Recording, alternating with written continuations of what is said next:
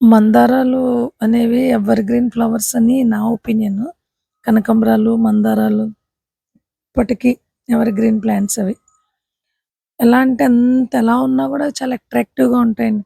That ఇప్పుడేంటంటే different different colours కూడా వచ్చేసాయి ఈ మందారాలు.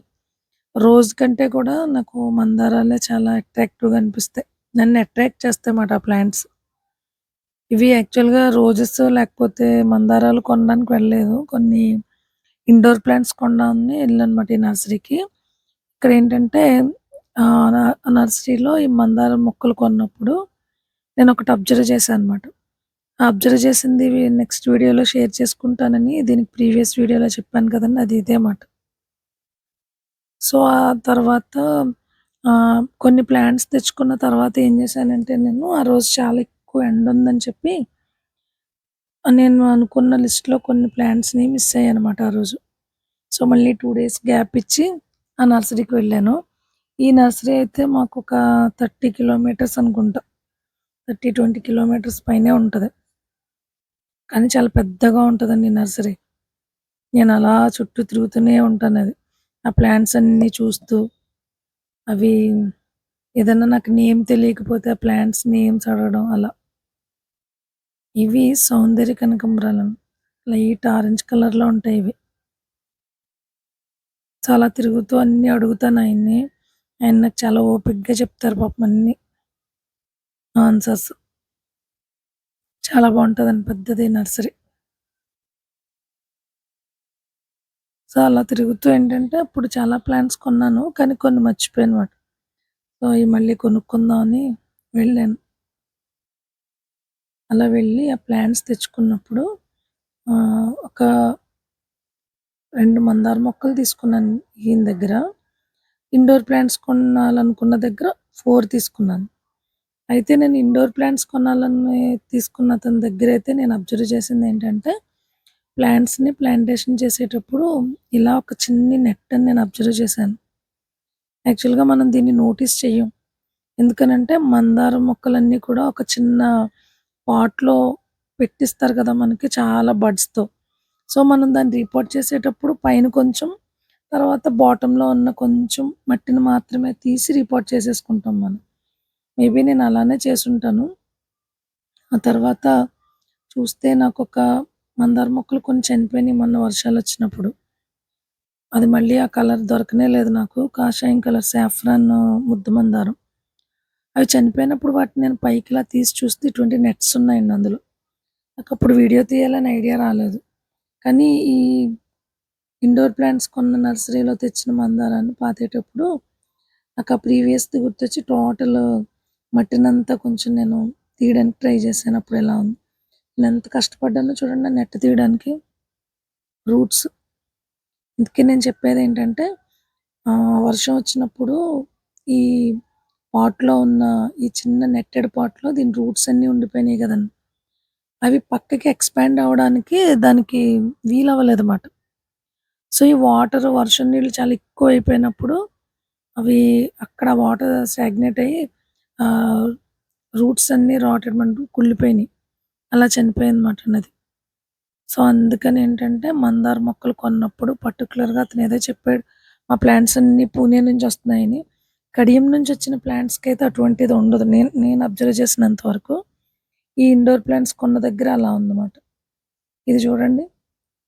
బారసాలకి మా మేనల్లుడిని ఎవరో ఇన్వైట్ చేస్తే వెళ్ళాడండి. అక్కడ అది ఎవరో అంటే ఆళ్ళ ఫ్రెండ్ ఆళ్ళ అబ్బాయి బారసాల. అక్కడ ఈ ప్లాంట్స్ గిఫ్ట్‌గా ఇచ్చారంట.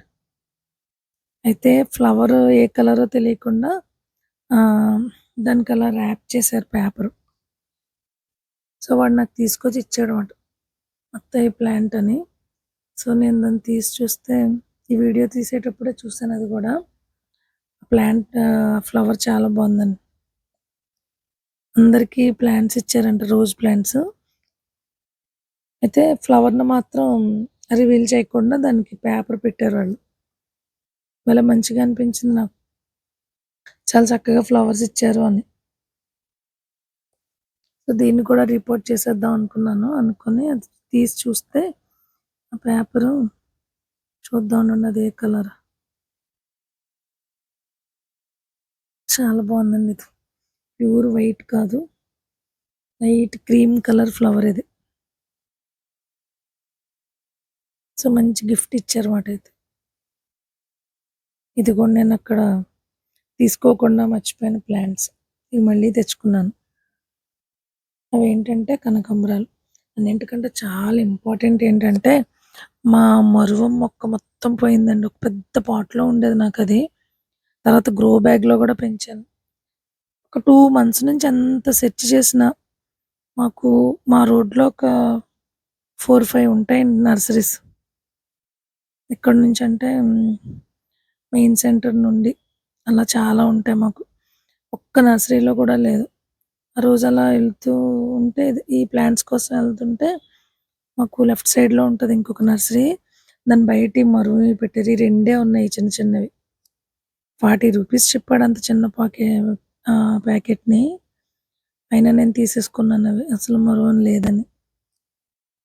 మరువం తర్వాత ఈ ఆరెంజ్ కలర్ వీటికైతే మాత్రం ఆ 30 కిలోమీటర్స్ దూరం ఉన్న నర్సరీకే వెళ్ళానండి.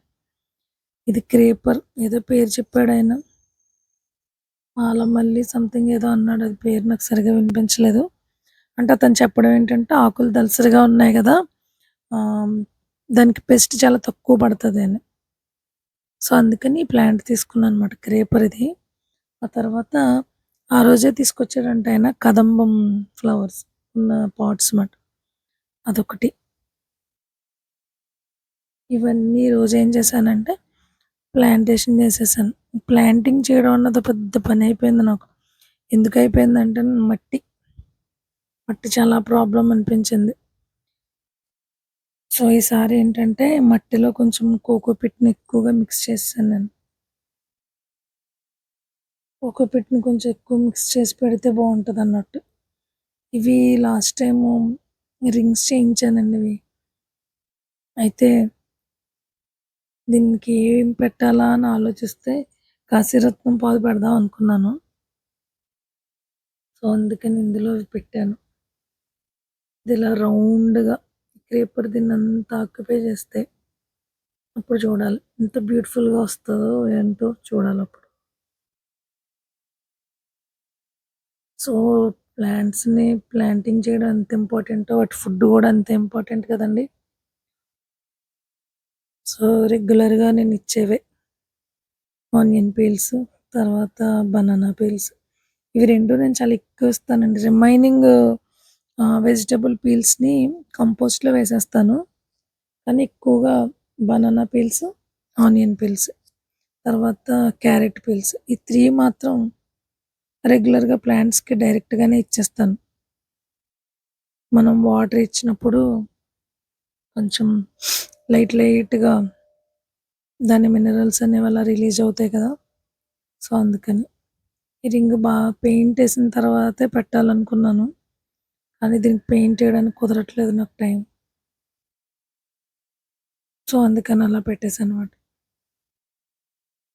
మొత్తానికి ప్లాంట్స్ అన్నీ ప్లాంటేషన్ చేసేసుకున్నాను.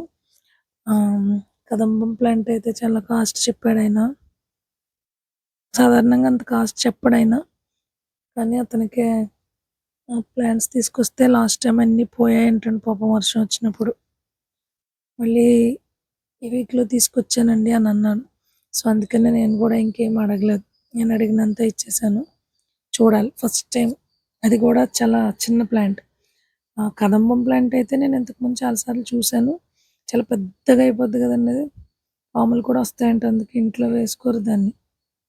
కానీ ఇది కుండీలో ఉంది కదా! స్మాల్ వెరైటీ ఇది. హైబ్రిడ్ అనుకుంటా. సో, అది టోటల్‌గా ప్లాంట్స్ ప్లాంటింగ్. ఇవి ఇలా చిన్న పీసెస్ కింద చేస్తే కొంచెం ప్లాంట్స్ దగ్గరేయడానికి ఈజీగా ఉంటదని, అలా వీటికి ఫుడ్ కూడా ప్రిపేర్ చేశానండి. అది ఈ వీడియోలో.